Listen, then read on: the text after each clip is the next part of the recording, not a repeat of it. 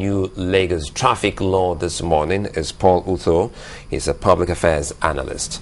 Good morning. Nice to meet you. You drove down to the studios and what comes to mind when you saw this particular law? First of all, I think it's a commendable law. I think the Lagos State government needs to be commended for taking a step in this direction. But there is a but. Yes, there is a but.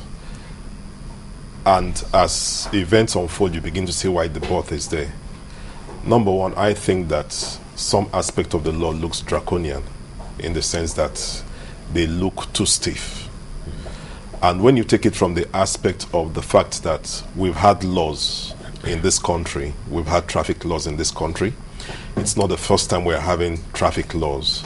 You begin to ask yourself, are these laws meant to achieve a purpose, or are they just being churned out as laws to have a medal on your chest? Because if you look at the laws that we've had, the traffic laws we've had, and you look at these new laws, just slight differences. So the issue is not just making the law. I agree that making the law is good because making laws are to make society better. But where you are making the laws and you are not carrying the stakeholders along in making laws, especially in a democracy, you tend to have problems. And the stakeholders we are talking about are not political party card-carrying members. We are talking about you and I. We are talking about individuals in the society that ply the roads, that have something to do on the road. If those people are not carried along in whatsoever laws are being promulgated as traffic laws, then we have a problem. When you also look at the situation of the stakeholders and those that are supposed to implement the laws, just like I said, we've had these laws, we've had people that are supposed to implement those laws. Now you have the last mile. You begin to ask yourself certain questions looking back at last mile over the last few years. Will this law strengthen last mile? Or will last mile continue to function the way they are functioning with these new laws? So there is a big but when you look at all of this put together. You said there's no difference between the old traffic law and the new one. No, I said there is some slight difference. Okay. But we've always had traffic laws. There's no doubt about that. Now, when you look at the old traffic laws and these new laws, the differences are slight. The question is, what happened to the old laws? And I give you an instance. There is a law that Okada riders, motorcycle riders, commercial motorcycle riders, should wear helmets. Their passengers should wear helmets. Today, if you go outside, you see them not doing that. So you begin to ask yourself, these laws are there. Is it that the people that are supposed to implement the laws are not implementing them?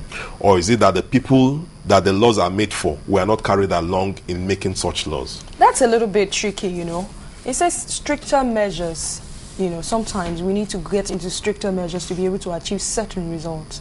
Everybody is talking about this law because obviously it looks like it is more stricter than the last one. And people are beginning to tell themselves, you know what, I need to start to adhere to these rules or else I get into trouble.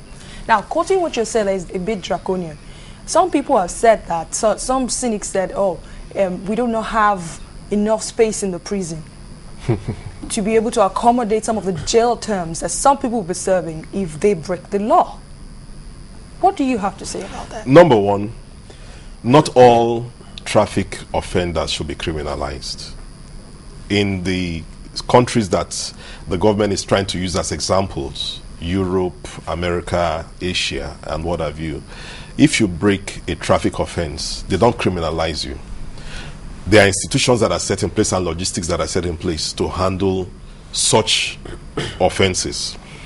A man comes to you, you've broken a law. It takes down your particulars, or it takes your driving license. It takes your vehicle license. It calls a database. Has this man broken a law before? What law did he break? So you have a database. We don't have database in this country. So you almost cannot differentiate a first-time offender from somebody that has offended so many times because you don't have a Hence database. The draconian approach. But the draconian approach, just like I said, we've had federal road safety in this country for years. Some years ago, if you break a law, a traffic offense, and you break the law, let's say in Ibadan, they ask you to go and pay your fee, probably in Benin, not imprison you. When you get to Benin to pay your fine, it probably might be 5,000, 3,000, as the case may be. You get to Benin, you are made to watch a video, a traffic video where there was, an accident video. So you learn one or two things from that incident. By the time you are coming out, it's not just the burden of paying the fine, is that you have traveled out of your comfort zone to go and pay a fine, and then you are also made to sit down for like 2 hours to watch a video of an accident victim or what have you. So, but this clause, when you look at it, even though the government is saying it is not to convict, but you've already said, look, for an offense, 3 years or forfeiture or what have you. Now, what you have created at the end of the day, in my own opinion, is that you have just created food for the boys. In the sense that if I break which of the boys? The boys that are on the street. Which of them? The boys that are on the street that are supposed to implement the law.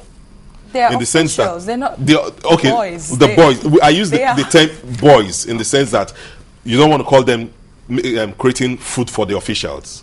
Because when you go out on the street, people break laws.